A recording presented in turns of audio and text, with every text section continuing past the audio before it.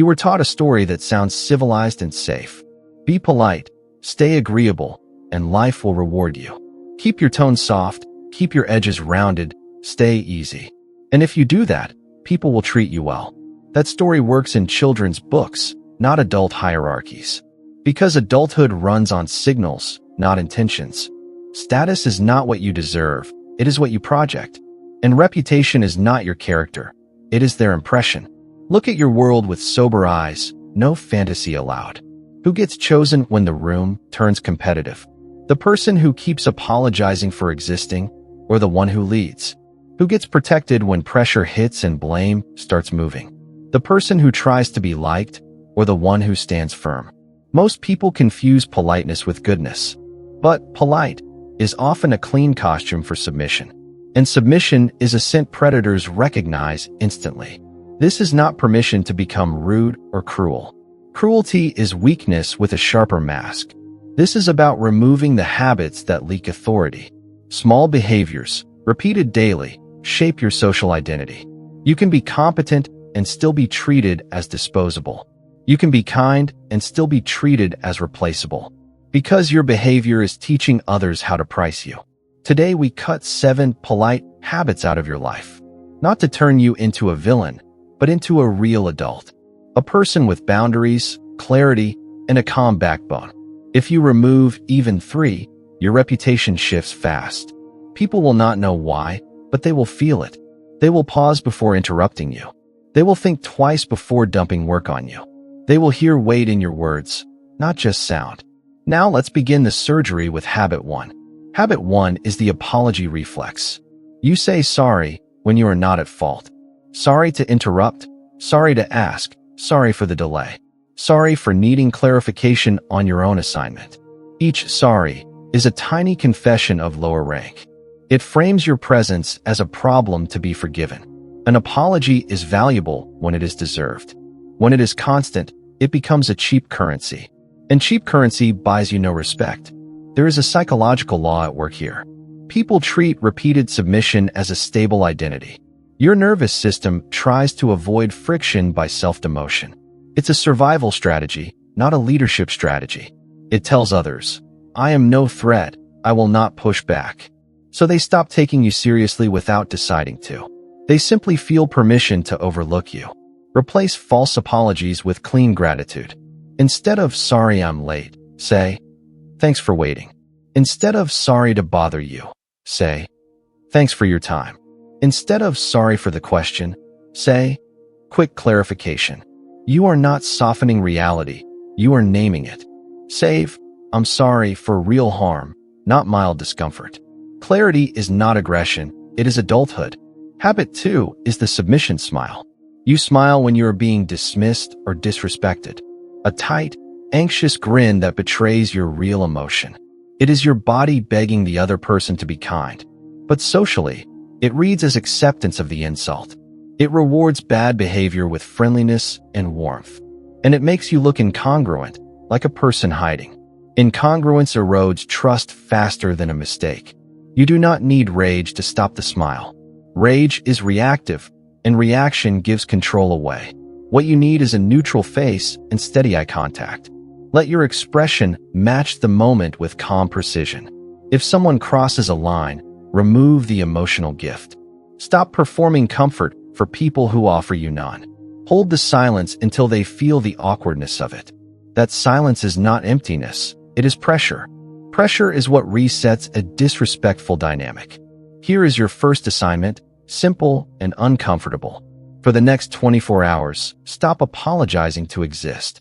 And stop smiling when the moment is not warm. Watch how people adjust their tone around you. Not because you got mean, but because you got real.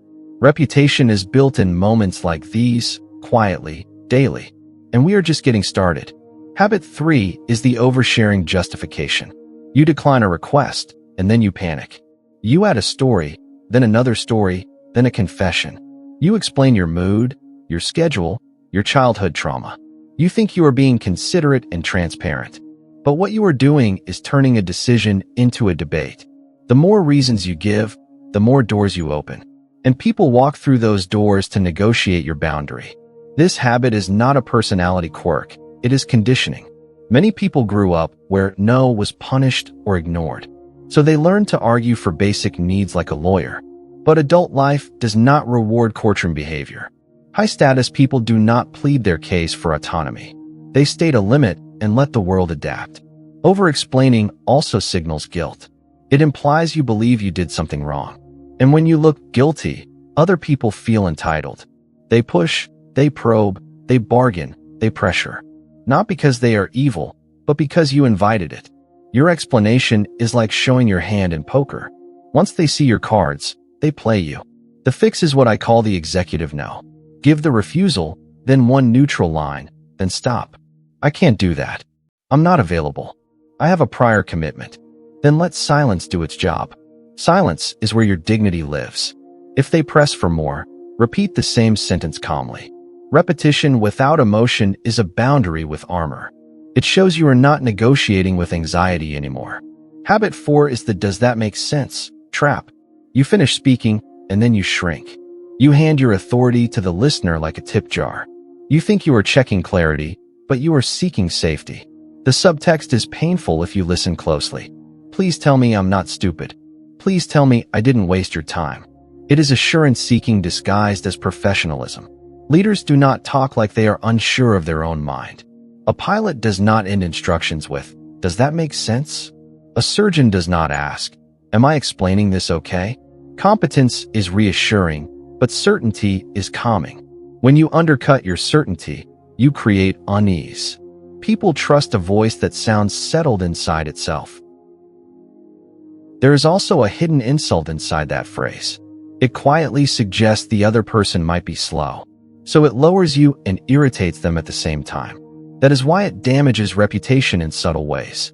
It makes you look insecure, and it makes them feel judged. You lose twice with one polite sentence. Replace it with language that keeps you in the driver's seat. If you want engagement, invite perspective, not validation. What do you think? Anything you'd add before we move forward? Any concerns I should account for?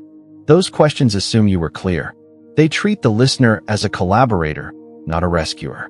And they keep your status stable while opening dialogue. Now combine habit 3 and habit 4, and you see the pattern. You are trying to prepay comfort so nobody gets upset. But comfort purchased with submission always costs more later. Because the moment you lower yourself, people remember it.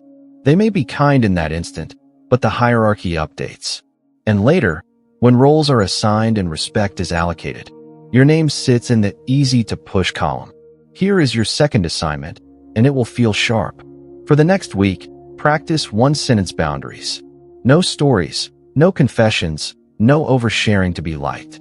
And delete, does that make sense, from your vocabulary. Replace it with one invitation that assumes competence. You will feel naked at first, like you removed armor. But you actually removed a costume, and your spine shows. That is when reputation begins to change. Habit 5 is the yes addiction. You say yes before your body even checks reality. Yes to extra work. Yes to favors. Yes to quick calls. Yes to weekends. Yes to last-minute meetings. Yes to drama. You call it being helpful, loyal, dependable, a team player. But socially, constant yes has a different meaning. It says your time has no owner. It says your priorities are flexible for anyone. It says you can be used without consequence. Status follows basic economics.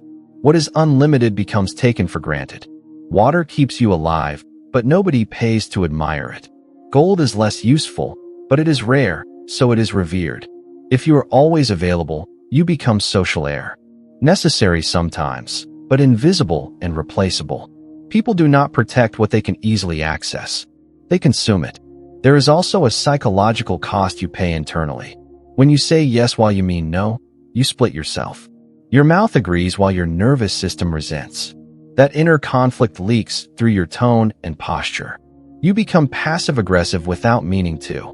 You start doing favors with a quiet bitterness. And people sense the contamination, even if they deny it. Fake enthusiasm is not kindness. It is an emotional debt. The yes addiction usually comes from one fear. If I say no, they will stop liking me. So you try to purchase belonging with compliance. But belonging that must be purchased is not belonging. It is a contract where you are the product. And the moment you stop producing, the relationship cools. That is not friendship, it is convenience. Here is the hard truth most polite people avoid. The people you respect are not endlessly accessible. They have structure, mission, and protected time. They disappoint people quickly so they can deliver deeply. They choose one thing, and they let 10 things burn. And because they do that, their yes carries weight. The fix is manufactured scarcity. Even if you are free, do not perform instantly available. Pause before you answer. Say, "Let me check and get back to you." That single sentence changes the power dynamic. It signals you have a calendar, not a void. It signals your life is organized around priorities. It buys you time to consult your real answer. Then learn to say no without apology and without drama. "I can't take that on. I'm focused on my current priorities. I won't be able to make it." No explanation unless it is strategically necessary. Remember the executive no from scene 2. You are not rejecting the person, you are protecting your life. A boundary is not a punishment, it is a filter. Expect pushback the first time you change. Not because you became worse, but because you became different. People who benefited from your compliance will test you. They will guilt you, joke with you, or act confused. Stay calm, repeat your boundary, and move forward. Consistency is what trains the new normal. Also, watch what happens to your self-respect. When you start keeping promises to yourself, your posture changes. Your voice slows down because it is not begging. Your eyes stop scanning for approval. That inner alignment is the source of real confidence. And confidence is what makes people treat you carefully. Here is your third assignment, and it is measurable. Say no to one small request this week. Not a dramatic one, just a small inconvenience for someone else. Then sit with the discomfort without fixing it. Notice that the world does not end. Notice that respectable people adapt without punishing you. And notice that manipulators reveal themselves immediately. Either way, you win information. Your reputation is not improved by being everywhere. It is improved by being reliable in the places you choose. Stop being the public utility everyone uses for free. Become the professional whose time has a price. Not a money price, a respect price. And people will start paying it. Habit 6 is the just virus. It is the smallest word with the biggest damage. I just wanted to check in. I'm just following up. I just had a quick question. Every time you use it, you minimize your own presence. You frame your request as an annoyance before it is heard. You shrink so nobody accuses you of having authority. This is called hedging. Hedging is a social shield used by fearful people. It tries to soften impact by reducing certainty. But reduced certainty does not feel kind. It feels unstable. Humans relax around a spine, not around a fog. Clear people feel safe because they are predictable. Hedged people feel slippery because they do not stand on words. Notice the contradiction. You think just makes you polite, but it actually makes you harder to respect. Because it tells the listener you do not believe you matter. And if you do not believe it, why would they? People mirror the value you assign to yourself. The fix is a 7-day detox. Before you send any email or message, remove just. Write the sentence clean. I'm following up on the report. I have a question about the timeline. I'm checking in regarding next steps. It will feel blunt at first, like you broke a rule.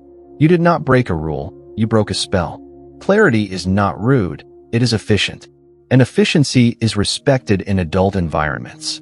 Now habit 7, the self-roast ritual. You insult yourself to appear humble and likable. I'm a mess today. I'm terrible at math. I always screw things up.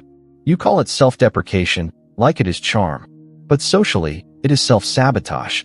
Because people believe the labels you repeat. Here is the first mechanism. The brain loves shortcuts. When you label yourself as incompetent, people file it. Then they interpret your actions through that file. If you drop a pen, it confirms the label. If you deliver excellent work, they treat it as an exception. You are doing the opposition's research for them. You are handing critics a clean quote to use later. Here is the second mechanism, and it is more toxic. Self-roasting creates forced emotional labor. When you say, "I look awful," the listener must comfort you. They must perform a script to manage your insecurity. That is not humility, it is social extraction. Over time, People grow tired of paying that cost. They stop reassuring you. And once reassurance stops, your reputation collapses quietly. This is why confident people rarely self-roast publicly. They may laugh at small mistakes, but they do not brand themselves. They separate behavior from identity. They correct without dramatizing. They do not turn one bad day into a personality trait. The fix is simple, and it requires discipline. If you make an error, name the error and correct it. I made a mistake in the spreadsheet. Here is the corrected version. Then stop talking. No shame monologue, no self-trial, no identity collapse. When you reduce self-condemnation, you increase trust. People trust adults who handle problems without theatrics. If you want to be humble, highlight others. Give credit to teammates, mentors, and partners. Humility is not self-hatred. Humility is secure enough to share the spotlight. And secure people are respected because they do not beg. Here is your fourth assignment, and it is uncomfortable socially. Stop insulting yourself out loud for 30 days. Not once. If you catch the impulse, replace it with a neutral statement. Instead of "I'm such an idiot," say "I missed that." Instead of "I'm a disaster," say "I'm adjusting the plan."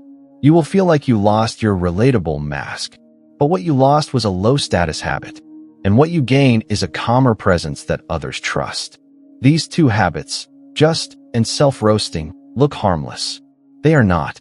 They are tiny knives that carve your reputation daily. Remove them, and people begin to treat you as heavier. Not because you demanded it, but because you stopped denying it. Now you can see the pattern behind all 7 habits. False apologies, nervous smiles, over-explaining, validation fishing. Saying yes to everything, shrinking with just, and self-roasting. They all share one root. A fear of your own strength. A fear that if you take up space, you will be rejected. So you trade respect for temporary comfort. This is where most people misunderstand being nice. They think goodness means never creating tension. But tension is not always violence. Sometimes tension is simply reality being named. Sometimes tension is a boundary appearing for the first time.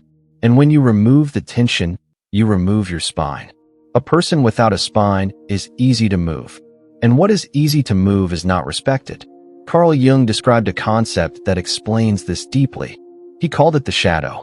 The parts of you were told were unacceptable. Your anger, your ambition, your competitive drive, your capacity to say no. As a child, you learned those traits could cost love. So you hid them. You became safe, agreeable, and harmless. But harmless is not virtue. Harmless is a lack of options. A rabbit is not moral because it cannot bite a wolf. It is simply not built for that fight. Real virtue requires capacity. You must be capable of firmness to choose gentleness. You must be capable of conflict to choose peace. You must be capable of walking away to choose loyalty. Otherwise, your kindness is not a choice. It is a cage that looks polite from the outside. When you remove these habits, you are not becoming cruel. You are integrating your shadow into your personality. You are telling the world, quietly, I can push back. Not with rage, not with drama, not with threats.